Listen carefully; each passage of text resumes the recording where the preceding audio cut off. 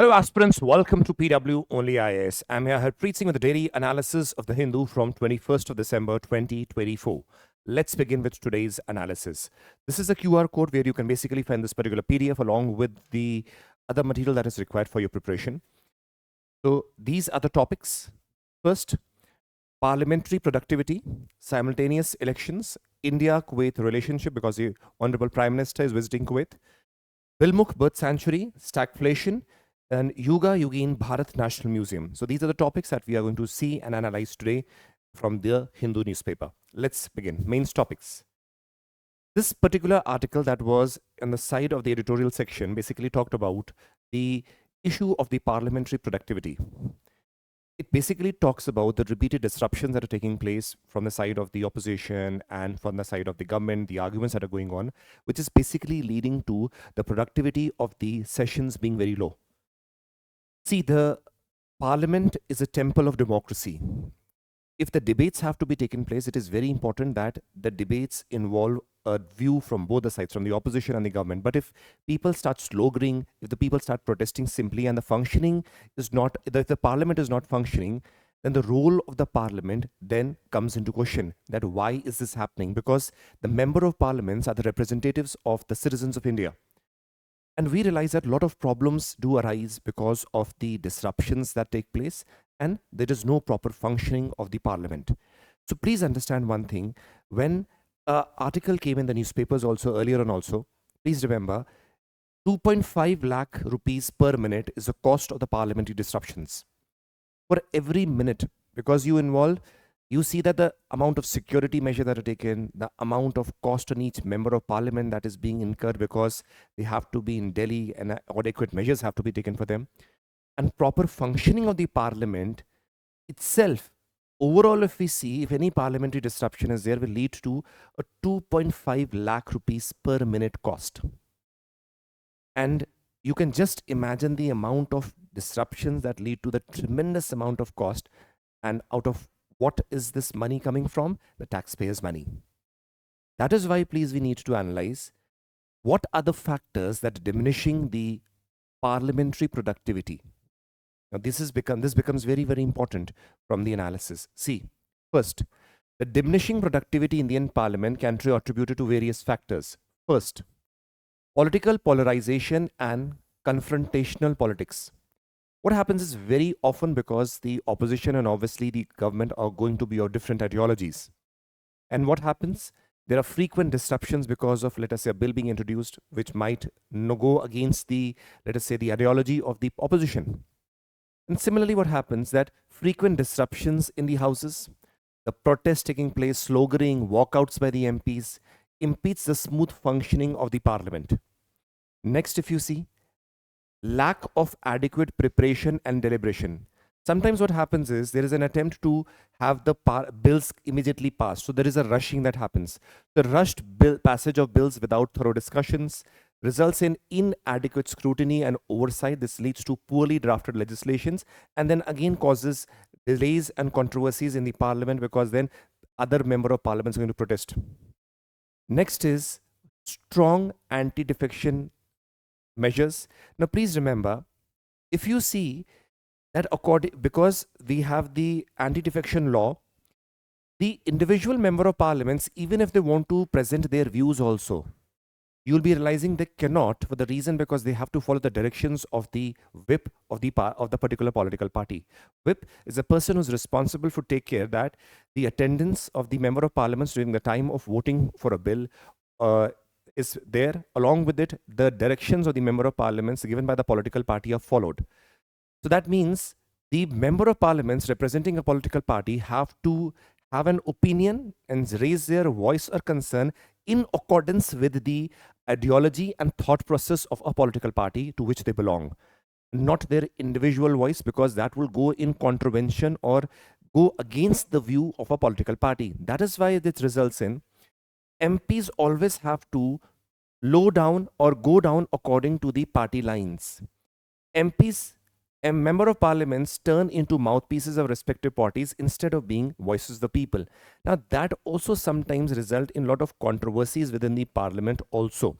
Now that in a way can lead to functioning or malfunctioning of the parliament. That is why we realize that these measures can also be a factor for lowering the productivity. Also, productivity here does not simply means with respect to how many duration or what session that particular, let us say, the parliament is there, but also with respect to whether a bill being passed is actually going or benefiting the people also. That is also an aspect of productivity over here.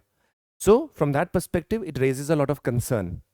Next is weak committee system. See, we realize that in this particular Lok Sabha, we realize that there has been little increase in the role of the committees where JPCs are being formed, the committees, the bills are being sent to the committees also. But we saw earlier Lok Sabhas also, the role of the committees decreased tremendously.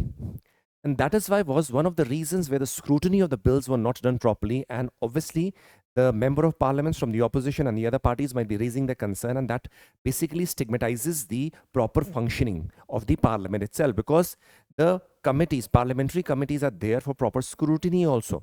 So, ineffective scrutiny of the bills due to weak committee system. Committees play a crucial role in the research and stakeholders. Bypassing committee hampers the legislation process itself.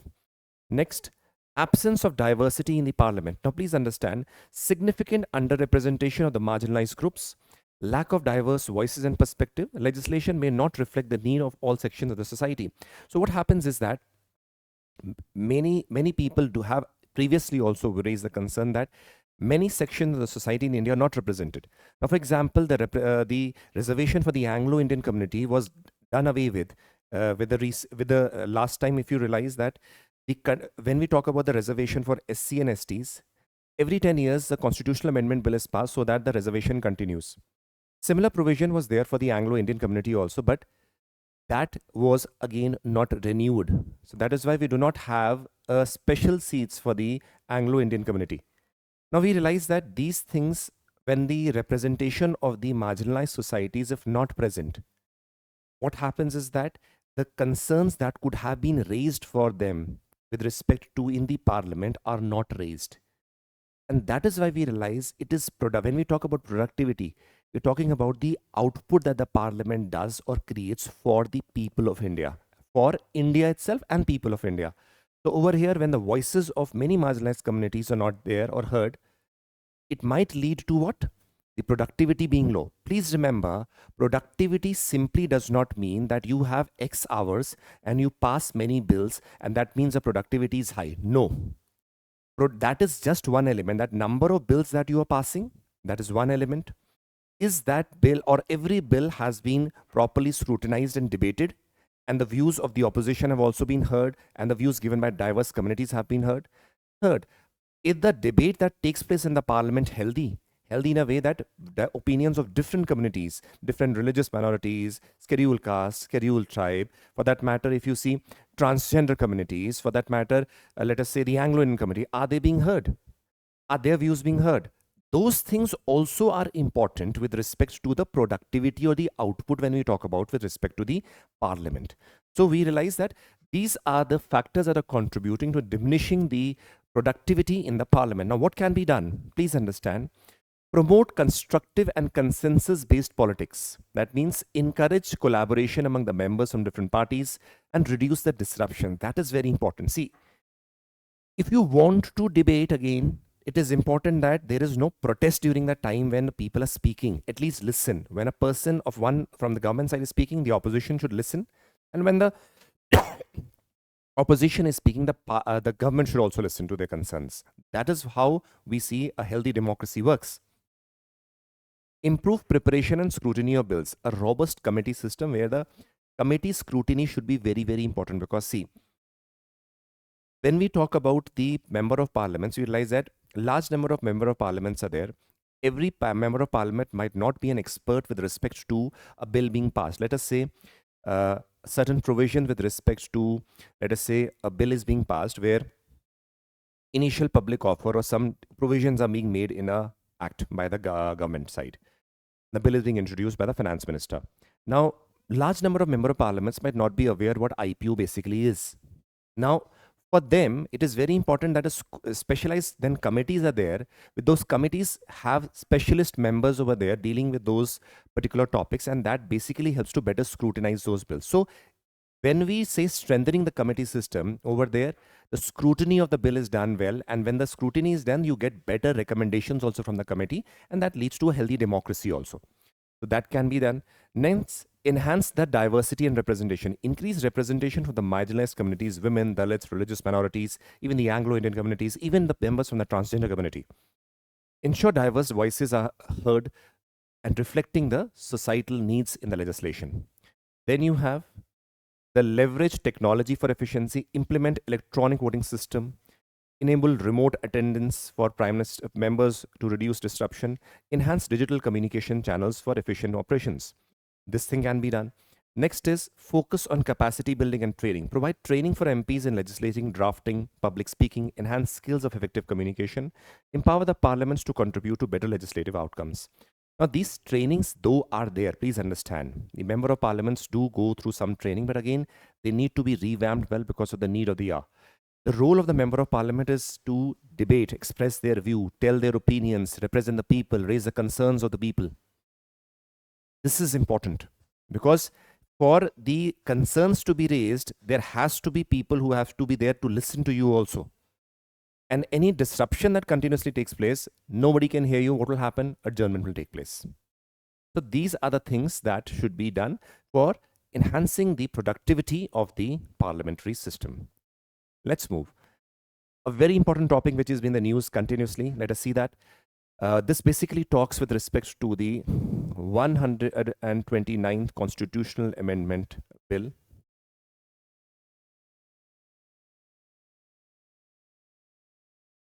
With this aspect with respect to the simultaneous polls. Let us see this, what basically it is.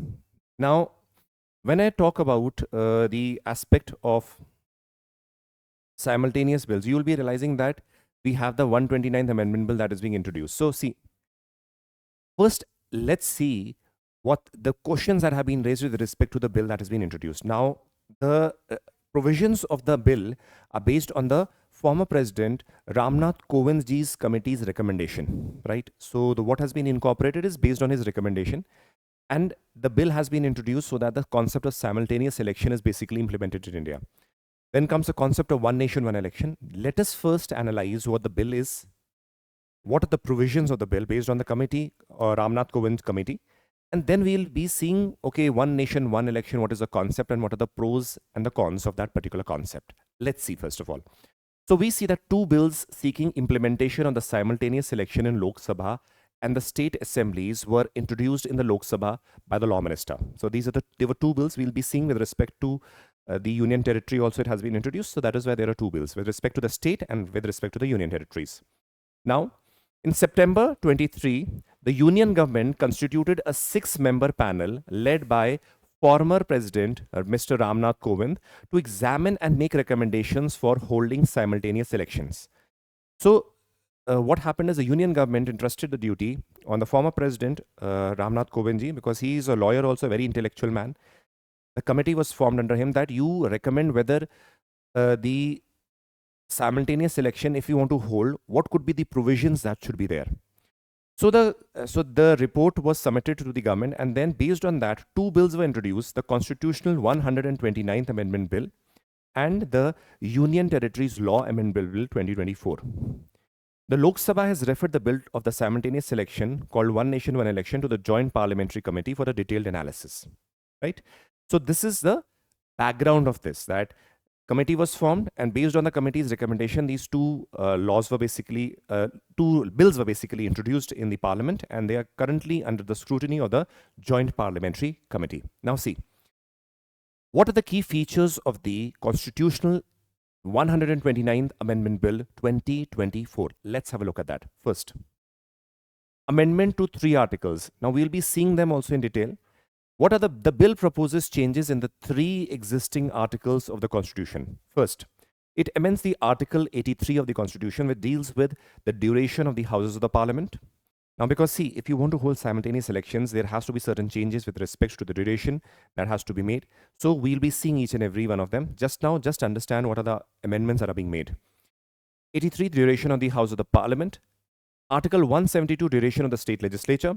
And then Article 327, the power of the Parliament to make provisions with respect to elections to the legislature. So these three articles will be amended according to the Constitutional Amendment 129th Amendment Bill. Now see, what is being done? Insertion of Article 82A. A new article is being inserted. So what are the clauses under it? The new provision, Article 82, Clause 1 to 6 over here, introduced to enable the simultaneous election. So what are the clauses? Now please understand, these are based on the recommendations of Ramnath Kovind Committee, which recommended how the election should be taken place, and that was basically accepted by the Union Cabinet. Now see very carefully. What are the provisions? First, timeline for implementation of implementation 82A down part 1. The president can notify the appointed date for changes after the first sitting of the Lok Sabha following a general election. Second, curtails the tenure of the state assemblies. Assemblies elected after the appointment of the date but before the Lok Sabha's terms end will have their tenure curtailed to align with the Lok Sabha's full 5 years. Now over here, see, timeline for implementation says the president can notify the appointed date for the changes after the first sitting of the Lok Sabha following a general election. Now already we see that a new Lok Sabha has already begun. So not now. After, let us say what happens, let us say probably the next election. Over there, the president can notify a date from which this concept will be implemented, the simultaneous election. So he says, the article says, president can notify the appointed date for the changes after the first sitting of the Lok Sabha following a general election. So let us say after a general election, the first sitting takes place. After that, the president can notify, okay, now we will be implementing this concept of simultaneous election. Now, curtail tenure of the state assemblies. Now, in order to bring those state legislatures, assemblies duration in synchronization, there will be curtailment of the duration of the election, because see, election has taken place in the state legislature. Now, supposingly, right now, many more years are left with respect to the state legislature's tenure. Now that has to be curtailed also in various cases depending upon the date when the election in the state took place, so that it comes in synchronization with the Lok Sabha. See over here, the assemblies elected after the appointed date but before the Lok Sabha term ends will have the term curtailed to align with the Lok Sabha's 5-year tenure term.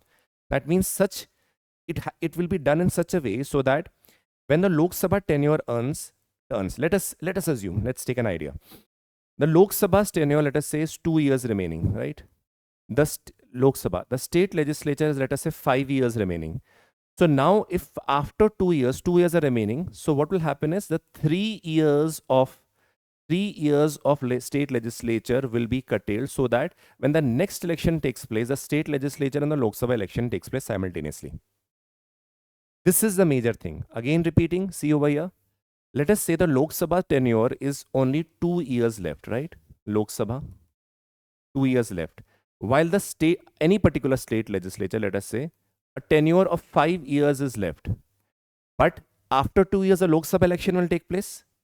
And in order to get the simultaneous election, again, re-election will take place at state legislature. So what happens is, 2 years after this the election will take place. But in the state legislature also, the 3 years are being curtailed so that the simultaneous election takes place here also and here also. That is why we realize that assemblies elected after the appointed date before the Lok Sabha terms end will have their terms curtailed to align with the Lok Sabha's full 5-year term. And so that next time after that, we realize that simultaneous election can take place at the state legislature as well as the Lok Sabha. Now, Election Commission's role in conducting simultaneous election. Election Commission is tasked with conducting general elections for Lok Sabha and the state legislative assembly simultaneously. Definition of the simultaneous election. Now, what is the concept or meaning of simultaneous election? is defined as general elections held for constituting the House of the People and all legislative assemblies together. Exception clause for the assembly election. Election Commission may recommend postponing a particular assembly election if it determines that simultaneous elections are not feasible. The president can then issue order for those elections to be constituted separately. Now, there can be an exception. So, supposing there's a lot of law and order situation, a problem arises, and election could not take place. In that case, the Election Commission of India can notify that there's an exception that can be made to this particular state legislature, and elections cannot be held right now. Those are an exception that has been given. But then also, even if election is held late, then also its tenure will be curtailed so that the next election that takes place simultaneously with the Lok Sabha and as well as the other state legislatures. Alignment of the deferred election. If an assembly election is deferred, then the term of the assembly will still end with the full term of the Lok Sabha, as I just mentioned. So, supposing the Lok Sabha is elected. Now, see, let's understand this concept. Supposingly, Lok Sabha is elected. Lok Sabha is elected and 5 years are there. Let us say a state legislature, over here the election takes place after 1 year due to lot of, let us say, president rule is there, or let us say some disruption is there. So let us say after 1 year. So that means after 1 year, if you realize, the Lok Sabha already has 4 years left, but the state legislature has elections taking place now. So technically, if you see, Lok Sabha will be having 4 years, but state legislature is having 5 years. But in that case also, the state legislature will also have a tenure of 4 years only, so that the next election that takes place is along with the Lok Sabha. This is aiming at having a simultaneous election every time with the state legislature and the Lok Sabha. Okay, let's move ahead. Next is amendment to Article 83. It defines certain terms and we need to understand. See, unexpired term, mid-term and general election. So let's see. 83 article prescribes a fixed 5-year term for the Lok Sabha unless dissolved earlier. Unless dissolved earlier means there is a no confidence motion passed and the government falls. So that can be a case over there. So new clause for an unexpired term. If Lok Sabha is dissolved before completing its full term, the next Lok Sabha will serve the unexpired term for the original term. Now, let us assume if the Lok Sabha is dissolved after 3 years, let us say a no confidence motion is passed and the government falls, and then election will be held for the Lok Sabha. Now, see, let us say if the Lok Sabha is dissolved after 3 years, 6 months, the subsequent Lok Sabha will serve only the remaining 18 months. Will only serve the remaining 18 months. And again, an election will be held after 18 months. Now, this is one of the clauses where it basically creates a problem that the simultaneous elections are being held so that the cost reduces. But this one of the statements that have been mentioned, this actually is going to raise the cost also, because within 1.5 years, again, the general election will be held. So these are certain things which are being debated right now from the side of the opposition with the government of India also, that this might lead to increase in the cost also. So next is new house formed after the midterm election will not be continuation of the old one.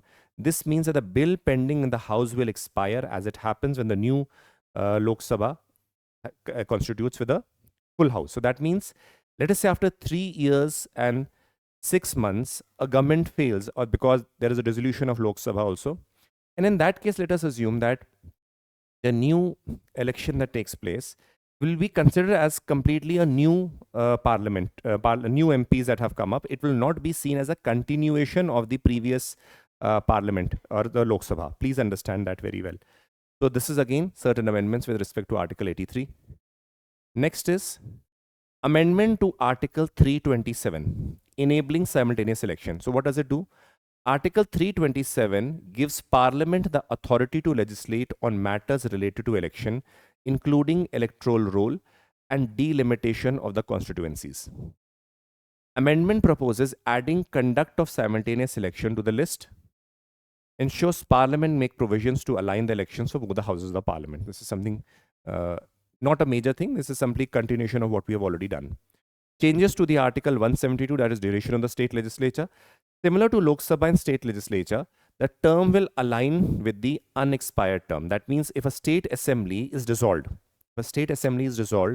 before the full term, elections will be conducted for the remaining term of the dissolved assembly only, very similar to what happened in the case of the Lok Sabha. Now, this again raises a concern because, see, the fall of the government, or let us say a no confidence motion being passed, is now not that common. Earlier it used to be also, but not that common. So falling of the government, or let us say the Lok Sabha dissolution, is not very easy before the 5-year tenure. But at the state legislature level, you see very often it keeps on happening. So if you see this provision, because if a government falls and the new election that is held is for only the remaining period, then again an election has to be held for the simultaneous election. We realize that the cost overall will be escalated rather than being reduced. These are also concerns that are being raised right now. Next is, this was with respect to the Constitutional Amendment Act 129 Amendment Bill 2024, and with respect to the state union territories. The Union Territories Law Amendment Bill 2024, what does it say? The align union territories with the framework of simultaneous election. Union territories are governed under the separate constitutional scheme that is different from the states. So that is why, what are the amendments? The Government of Union Territories Act 1963, adjustment to enable synchronized elections with the union territories. The Government of National Capital Region Act 1991, similar changes for Delhi. And Jammu Kashmir Reorganization Act 2019, amendment to include Jammu and Kashmir within the framework of the simultaneous election. So all these places over here, simultaneous elections are going to take place. Now, you have seen what those two bills basically are, which are aiming to get or achieve the concept of simultaneous elections. Now comes the concept over here, please understand. One nation, one election. What it basically means, let's see. Holding elections to Lok Sabha of all the state assemblies and local bodies, municipalities and panchayats together. Now please understand, one thing that you should be understanding, that the aim of one nation, one election is that Lok Sabha, state legislature and even the local bodies are held together. But right now, when you see the case of amendment that has been brought, the present aim is that legislature and the Lok Sabha elections take place simultaneously. The longer aim is that even the local bodies election also take place simultaneously. So that is what the ultimate aim is. That is why we have mentioned over here even the panchayats and the municipalities. Now coming back, simultaneous elections in the past were held in first 4 general elections in 1952, 57, 62 and 67. So where election with respect to the Lok Sabha and the state legislature took place simultaneously. But later on we realized that because of various places where president rules were imposed, let us say government fell because of the no confidence motion being passed, we realized that that synchronous nature was basically disturbed. That is why different dates started coming up, because the full tenure of 5 years had to be completed. So that is why we saw the different dates on which different elections started taking place. Now, however, this synchronization was disrupted after 1967 due to the premature dissolution of some of the assemblies and the Lok Sabha. Countries where simultaneous elections are conducted are South Africa, Sweden, Germany, and Britain. So these are few of the international examples. Now let us see what are these significance. See, first example is cost efficiency. It is assumed that because of repeated elections taking place in so many phases and all, sometimes in state, sometimes in center, so many states where elections are taking place, it basically tends to escalate the cost. So it can be minimized where elections are taking place simultaneously. Next is reduced voter fatigue. Reduced voters fatigue basically means that sometimes Lok Sabha election comes, sometimes state legislature election comes, then sometimes local body election comes. So voters, because of this repeated elections, tend to what? Refrain from even going and voting. So reducing the voters fatigue is one of the major reasons where simultaneous election can basically boost or increase the participation of the citizens in the process of voting. Next is policy continuity.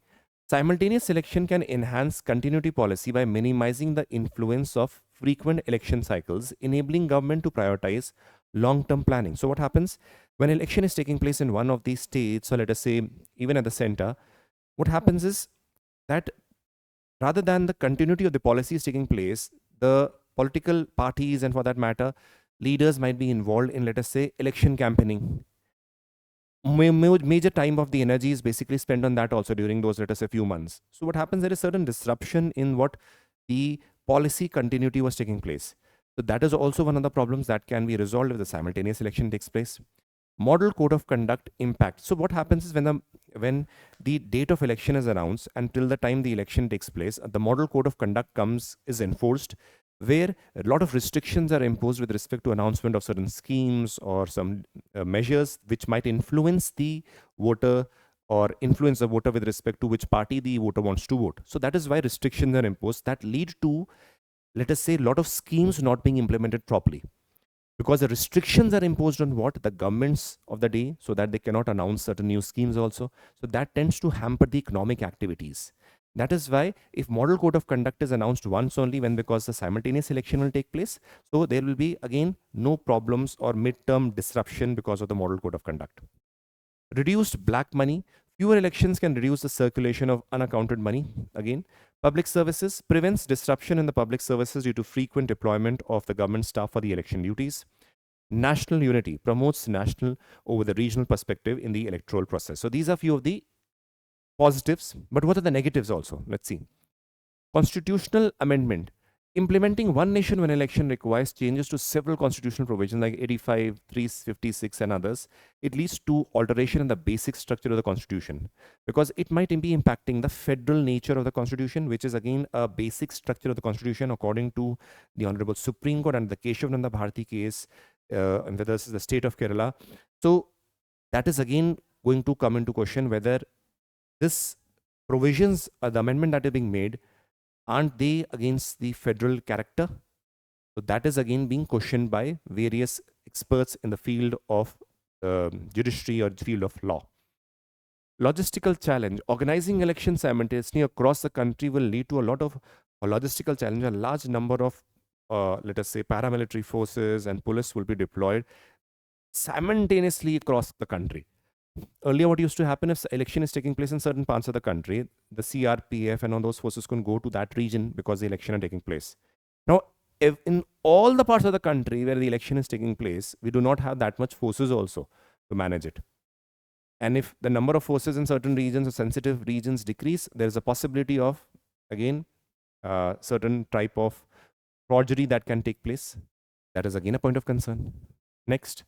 Against federalism, it could weaken the India's federal structure as state-specific issues might be overshadowed by the national concerns.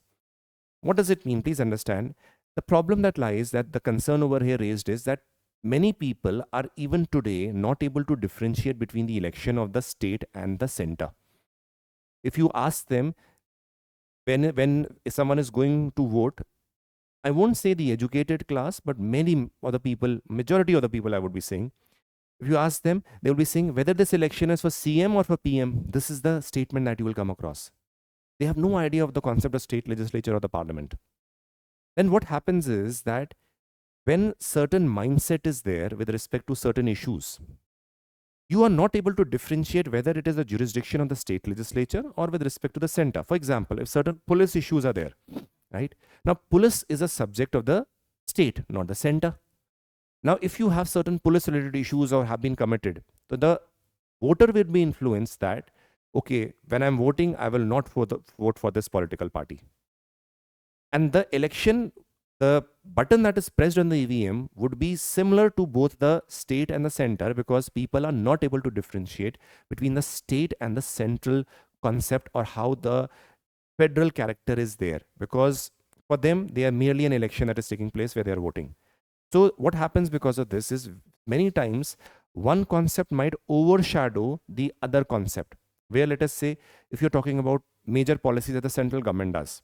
Now that concept, if the voter is influenced by that, that will impact the voting with respect to the state legislature or the political party the person is voting, because the person is not able to differentiate between the state policies and the state gamuts from the state policy, from the central policies and the central gamut or the duties. Next, regional issues may take a backseat. Yes, the bending of national and regional regions in the simultaneous election will overshadow the local concerns and shift the balance towards the national parties and will give an undue advantage over the regional parties. Next is voting behavior. Evidence shows that voters often tend to vote for the same party for both the state and the center if the elections are held simultaneously. Feasibility. Concerns arises over the feasibility of conducting elections across the state governments if a coalition central government collapses. Now that is again a point of concern. So these are certain things that you should keep in mind. It has been holistically covered over here, where all the topics with respect to simultaneous election, bill, and all things have been discussed. So you can note it and make a note properly. So that this is going to come in your papers also, not only in prelims, but also in your mains. Next, India-Kuwait relationship, 2 articles are there. This becomes important because PM is visiting Kuwait today, 21st December. So we need to know the aspects and associations with that. Prime Minister Modi is set to visit Kuwait on December 21 and 22. It would be the first visit by an Indian Prime Minister to Kuwait in 43 years. Now that is a momentous task and momentous effort that has been made by the government of India. So that is why, please remember, this can be asked in your papers with respect to where Kuwait is in the prelims, or certain discussions can be made or questions can be asked with respect to Kuwait-India relationship. And for the mains, obviously, it becomes important. Invitation was extended by the head of the Kuwait, Sheikh Mezhab Al Ahmad Al Jaber Al Sabha. It aims to deepen the bilateral ties between the two nations. What is the significance? Please understand, the visit aims to further enhance the trade, energy, and the cultural ties and enforce the strategic partnership that exists between India and Kuwait. Now, it reflects India's growing global outreach and commitment and to strengthen the relationships between both the countries, because Kuwait also sees India as a major power in the world, and for India, having good relationship with the countries in the Middle East becomes important from the aspect of energy security, trade, as well as its diplomatic effort at the level of the United Nations also. Now, when I talk about Kuwait, please understand, Kuwait is in the West Asia part of the Middle East. It is bordered by, please understand, this can be asked, it is bordered by Iraq in the north, Saudi Arabia in the south. It also shares its marine border with Iran across the Persian Gulf. Capital city is Kuwait City. Economy, high income country with 6 large oil reserves globally. It is known as the Hollywood of the Gulf due to the vibrant art and cultural scenes that are seen. So this can be asked in your prelims.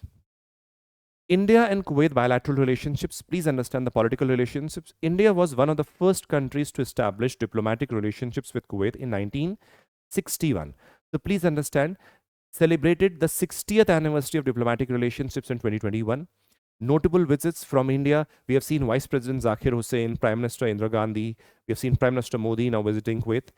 From Kuwait, we have Amir Sheikh Jaber Al Ahmad. He has visited India in 1980-83, and then Prime Minister Sheikh Jabir Al Mubarak in 2013. So we have had political relations which are good, where Indian representatives have gone there, and we realize that their representatives have also come here.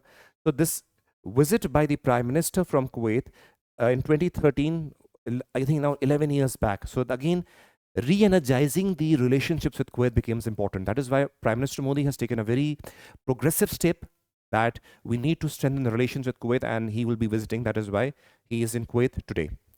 So with respect to political, now comes to the economic trade. India has been a natural trading partner of Kuwait until 1961.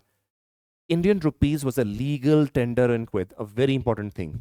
Before oil development, Kuwait's economy was based on shipbuilding, pearl diving, fishing, and maritime trade with India.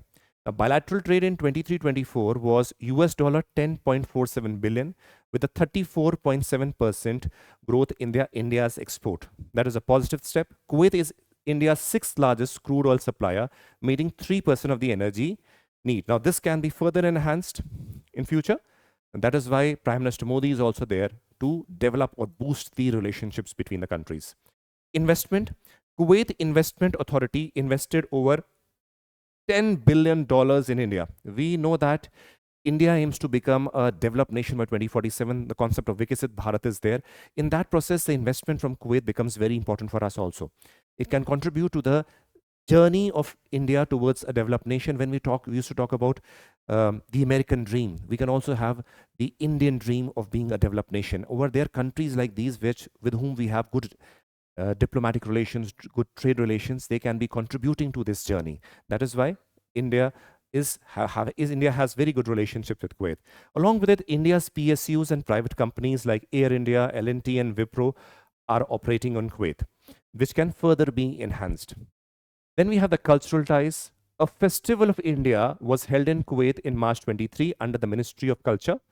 We have the Hindi radio and literary contribution.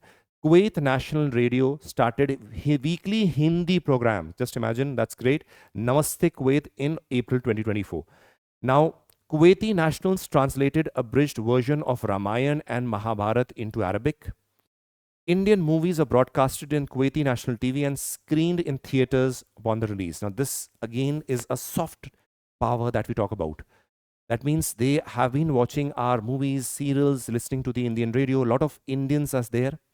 So they also are consumers of these movies. So that becomes important. Educational relationship, has 26 schools following the CBSE curriculum with over 60,000 students, mainly Indian and some of the expatriates. So they are there. So now this becomes very, very important with respect to the ties between India and Kuwait. Now, mains question of the day. Critically examine the 129th Constitutional Amendment Bill. 15 markers, important for GS paper 2 from the aspect of GS2. Please do attempt this. You can use what is being taught today. That will become important. Prelims topics. Assam bird sanctuary records 72% decline in the bird species count. This is Bilmuk bird sanctuary. Now please understand this. First, let us see what is Bilmuk bird sanctuary, and then I will tell you that there is a research journal which talks about why the decrease has been there. Let's see this. It is a small wetland located in the boundary of Dhemaji and Lakhimpur district of Assam. So it is where? In Assam. Covers an area of around 11.25 square kilometers. It was in 1996 that the government of Assam officially declared a region as a wildlife sanctuary. It was a part of the river Subansiri, a tributary of Brahmaputra, which now flows 7 kilometers away because a course change has taken place. Now, the sanctuary experiences moist tropical climate. It receives about 2000 millimeter of rainfall every year. A lot of rainfall is there. Vegetation of the sanctuary comprises flooded valleys of grasslands and wetland. A large number of migratory waterfowl is seen in the winter, while some of the globally threatened species like spotbill pelican, pelicans Philippines, and the lesser adjunct leptois also are seen over here. So what we see is, because it is a wetland region, we realize that a lot of species of birds do come in this region. But what is being observed over here is, over the time, that the number of species of the birds are on a decline, very rapid decline. Why? It saw a 72% decline in the bird species count. Now, this is a point of concern. Having got a brief idea where it is located in Assam, you know a brief idea about it. Now, see, there was a research journal also that was published, and which talks about Journal of Threatened Taxa, which says a drastic decline in the avian diversity around the Borobidin Bilmuk bird sanctuary, Lakhimpur and Assam. So it talks about various reasons. So see, I have presented the original journal where the points are mentioned over here, why the decline has taken place. Based on this journal, the points that are written, I've mentioned it over here. This can be asked in your preliminary examination, because these are the points where they ask what are the reasons for decline in the bird or the species that basically come to the India during the winter seasons, or why this decrease has been observed, what are the possible reasons. Then they will mention certain points and you have to select them. So first, degradation of the wetland habitat, because the species of the birds come because it is a wetland region. Now, if the degradation of the wetland takes place, obviously the birds would be going to some other region. Destruction of the breeding grounds, the regions where the breeding is to take place, they are being destroyed or being commercialized. Conversion to farmland, so the wetland region are being converted to farmland, or the agriculture is being practiced, which will again lead to or refrain the birds from coming to this region.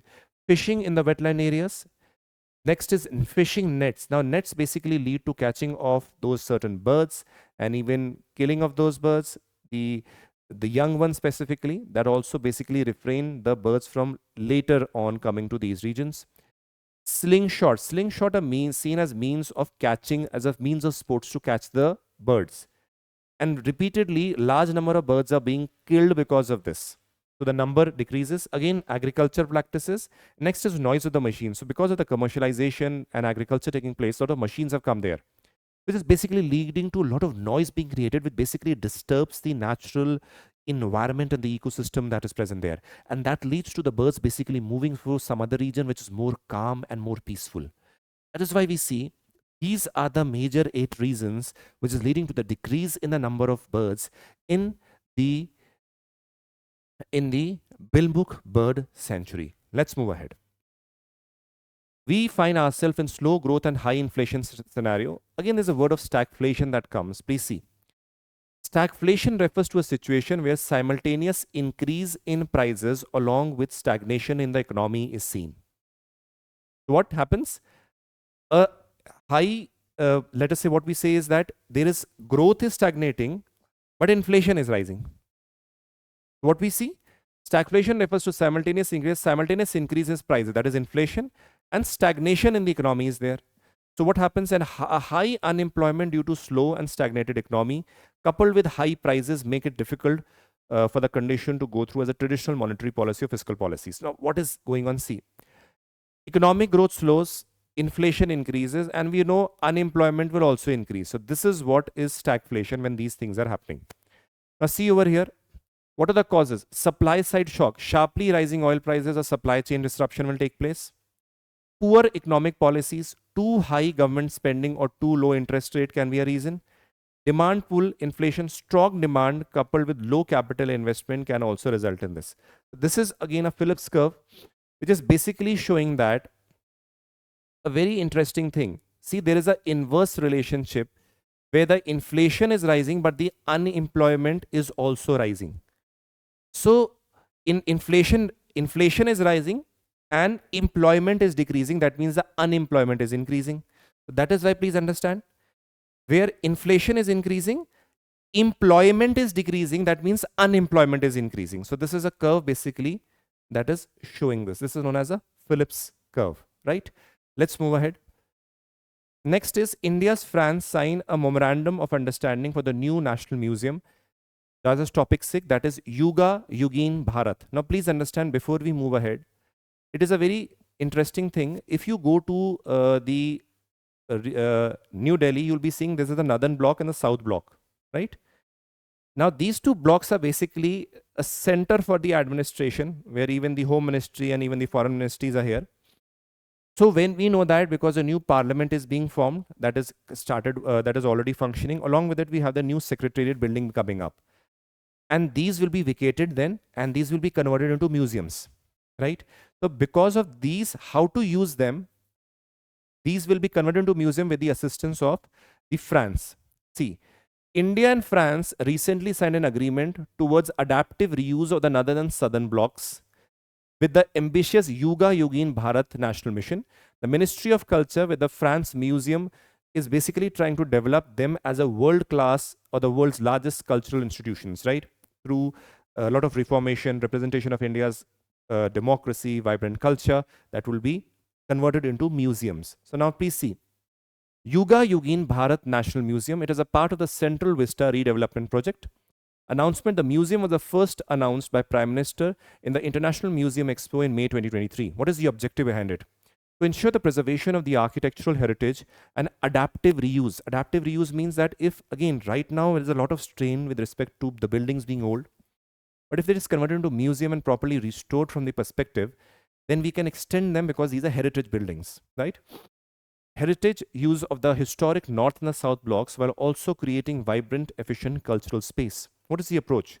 The 𝐑𝐄𝐂𝐻𝐌𝐌𝐄𝐍𝐃 Bharat National Museum will be developed through adaptive reuse approach of France. The adaptive reuse approach mirrors the France's grand projects initiative, which saw the transformation of the government buildings into cultural spaces. Most notable is the Louvre Museum in Paris, where the government buildings are converted into, let us say, museums, which basically at that time could not meet the requirements of the time from the government perspective. Let us assume that the north block and south block right now, because they're very old, if any changes have to be made, let us say with respect to central air conditioning or certain changes have to be made, it becomes very difficult because these buildings are very old. Now, but they can be used as, let us say, some museum structures or certain representation of India's art and culture. That is fine. That is why we need to basically convert them into adaptive reuse, so that we not only conserve and save the building, but also use it for some other purpose. That is what is being aimed at over here. Area: the museum will cover an area spanning approximately 1.55 lakh square meters across the iconic southern and northern block New Delhi. Museum, once built, will overtake the Louvre in Paris, presently the world's biggest. Now, when they will be converted, it will be the world's biggest with respect to the museums that are present there. Then implementation phase. First, it comprises the retrofitting of the northern block, currently housing the offices of the Ministry of Finance and Home, into museum space by June 2026. The south block, which houses the Prime Minister's office and the Ministry of External Affairs, will be vacated. This is what the aim is, and you can see over here. Multiple choice questions. Question number 1, have a look. Next, options. Solution 1A. Question 2, options. Then you have the solution. 2 is D. Question 3, options. Question. You have the options. Then this is the aspect with respect to your answer. Location of Kuwait. You can have a look at this. We did this today only. So you need Saudi Arabia, then you have the Iraq, then you have the maritime boundary. Next, 4 options. Answer. Answer is 4A. 5 options. Answer. This is basically A. Okay. So this was the analysis of the Hindu from today's newspaper. Hope you liked it and enjoyed it. And we'll be continuing with this session again on Monday for your proper understanding of all the topics that are present in the Hindu. Take care and please enjoy this journey of preparation of the civil services. Please remember that is why the Hindu as one of the newspapers important. Again, you can read Indian Express also for that matter, but this forms a very important integral part of your preparation for the civil services. Take it as a part of your journey. Enjoy it also, relish it also. Along with it, have a proper strategy. Take care and Jai Hind.